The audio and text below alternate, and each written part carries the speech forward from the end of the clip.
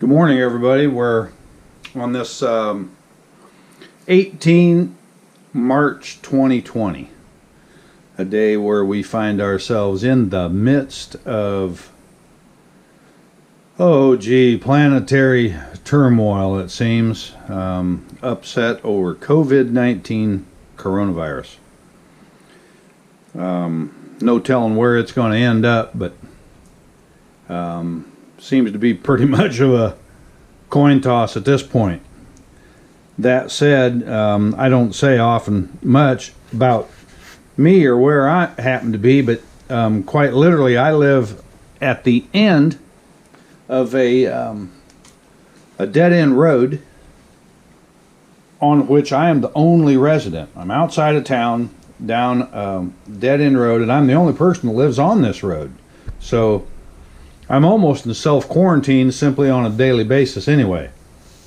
If I want to run into anybody, I literally have to get in my truck and drive into town.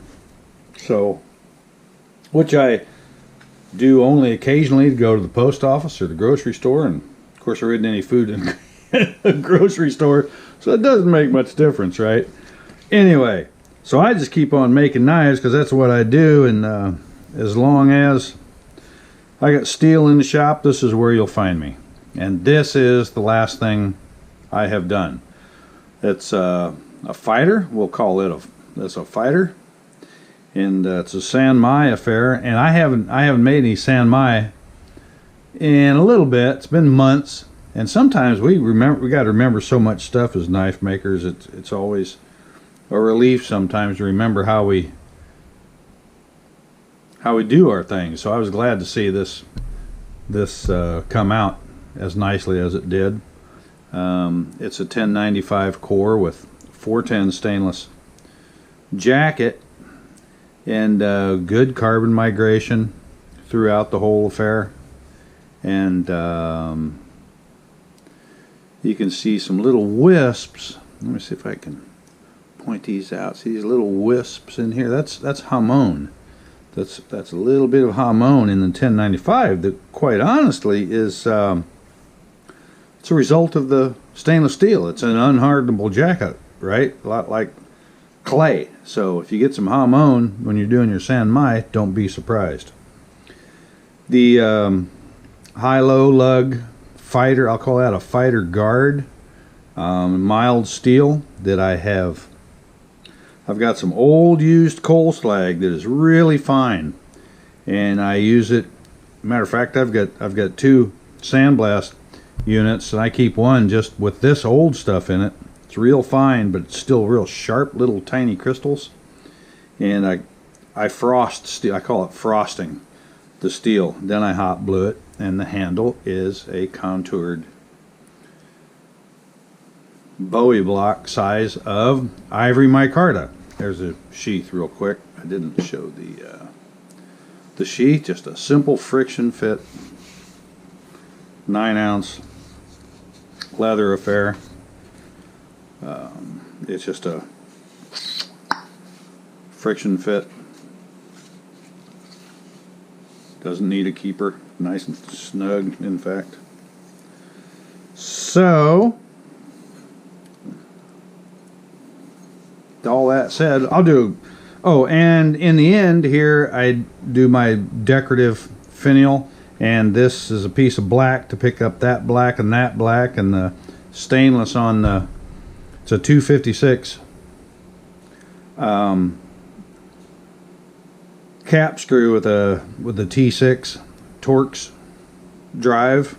And that picks up the stainless here, and the black picks up the black and black. And that black on this one is it's a piece of I'll tell you in a minute as soon as I remember.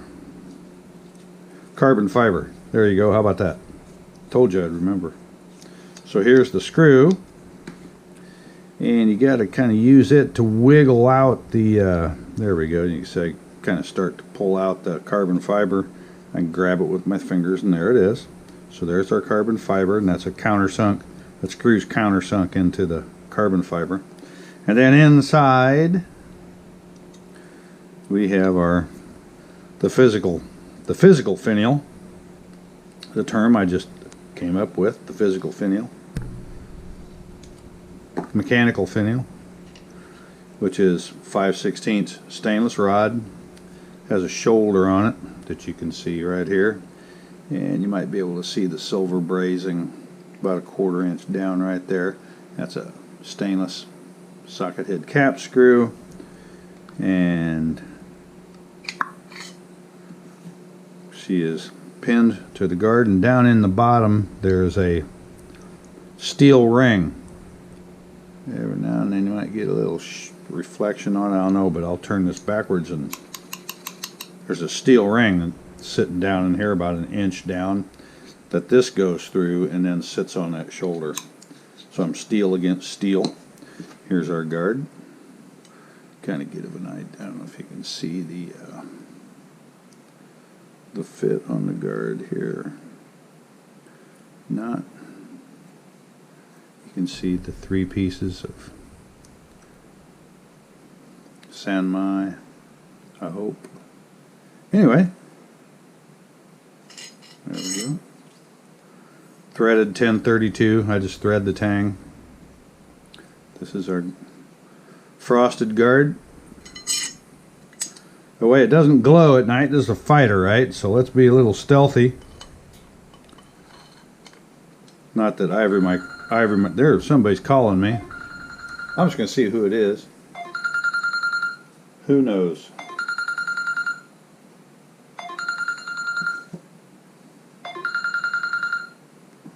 Get rid of that. Didn't expect my phone to go off. Anyway, that doesn't go that way. It goes this way. Turn that around.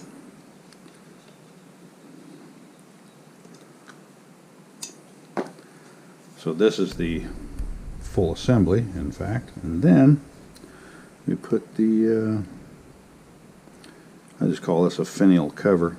Finial cover goes in there and threads right down into the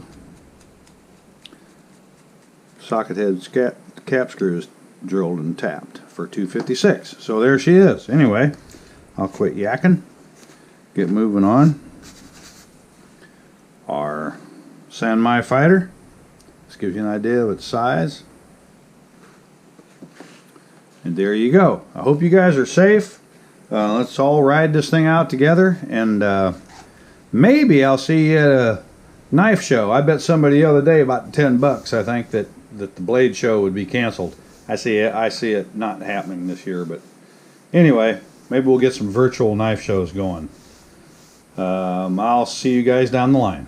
Stay safe.